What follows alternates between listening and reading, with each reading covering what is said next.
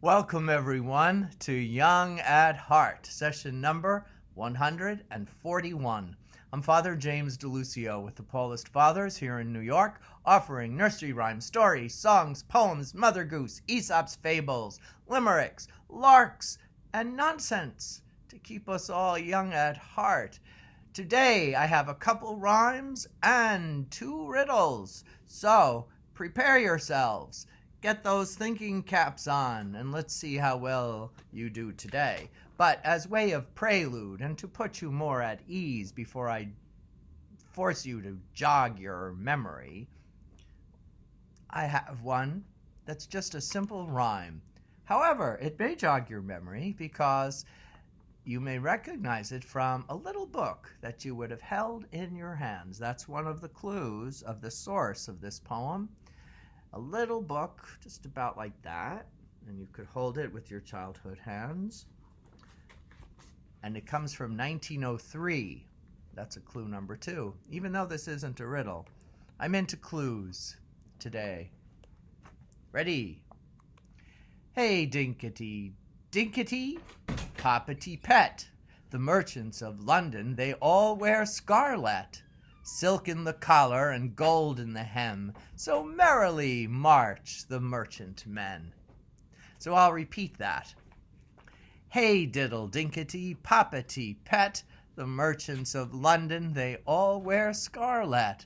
Silk in the collar and gold in the hem, so merrily march the merchant men. Well, this little poem was actually a song, and it was sung by little mice who were helping the tailor of Gloucester. And in the conclusion of the story, when the tailor and the others are marching through the streets in their wonderful uniforms, the little mice sang along, and because they were helping a tailor, they were all wearing little thimbles on all their fingers, and they would click the thimbles while they were singing the song to keep time. Now that's a lot of clues. So, do you know or do you remember this story?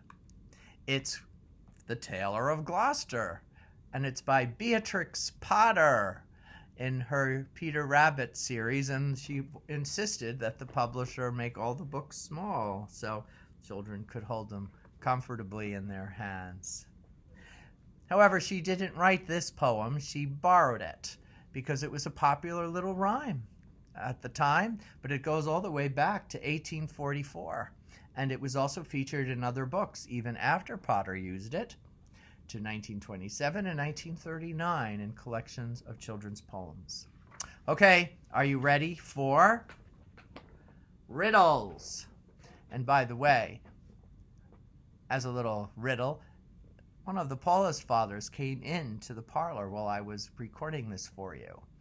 Did you want to take a guess who it may be? Only some of you may know him. He's one of our older senior priests, and he doesn't often have the Mass at 12:10, which is put up on Facebook, but he has recently. So one of the Paulists that you rarely see, and you could hardly see, but I bet you noticed, came in and out. And now for another riddle. As I was going o'er London Bridge and peeped through a nick, I saw 24 ladies riding on a stick. All right, clue number 1 goes back to 1846.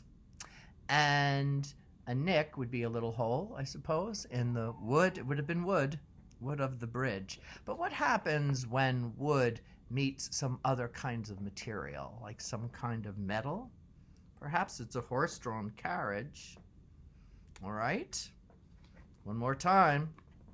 As I was going o'er London Bridge and peeped through a nick, I saw 24 ladies riding on a stick. All right, there's 2 choices. The first is a spark, right? The metal meets the wood and they're going fast, being pulled by the horses, and you could really get a spark that way. Or maybe it was the metal reaching another piece of metal, like a nail in the wood of the bridge. Maybe that's more like it. I'm not a scientist, but you probably are. The other possibility, if not a spark, would be sparklers.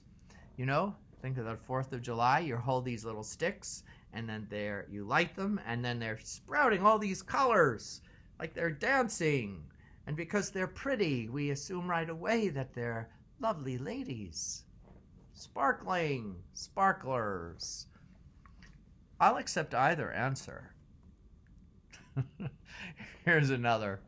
As I was going o'er London Bridge, I heard something crack. Not a man in all of England could hardly mend that. As I was going o'er London Bridge, I heard something crack. Not a man in all of England could hardly mend that. This brings us back to 1750. And do you need another clue? Well, in 1750 and earlier, the Thames would be kind of tranquil. And what happens in the winter when the water is kind of tranquil? It would freeze. And what would happen if it's very tranquil in the winter? It would freeze a lot.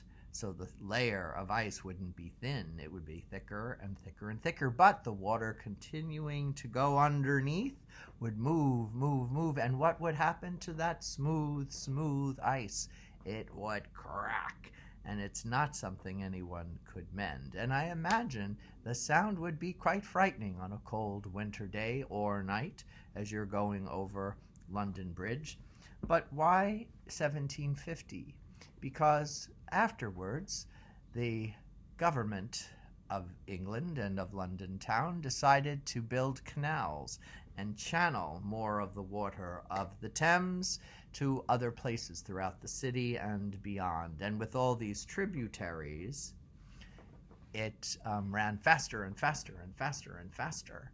And the ice did not get thicker or thicker. It got thinner and thinner and thinner. So there. I'm going to leave you with that, so you had a little bit of Beatrix Potter and some riddles, all in our indebtedness to England. Now, there are many things that we may not enjoy being indebted to England for, but there are many things that we can, such as the Magna Carta, which was really the beginning, the seeds of the Declaration of Independence. Isn't that interesting? And our Constitution, and of course all this wonderful literature, particularly children's literature. Of course, we did evolve to have many wonderful pieces of our own, but since this is our language and our forefathers, sorry, there weren't any mothers at the time of the creation of this country, they didn't choose German, which was the other choice. Do you remember that? German or English? They argued back and forth. But since they chose English, we inherit this wonderful wealth of English literature and larks. Thank you so much for joining me. Have a wonderful afternoon on this Wednesday, August 5th. It's hot and sunny here in New York after a blustery day yesterday, but all is well. Hope all is well with you. Stay safe, stay healthy, wear your masks if you go out, and God bless. Bye, everyone.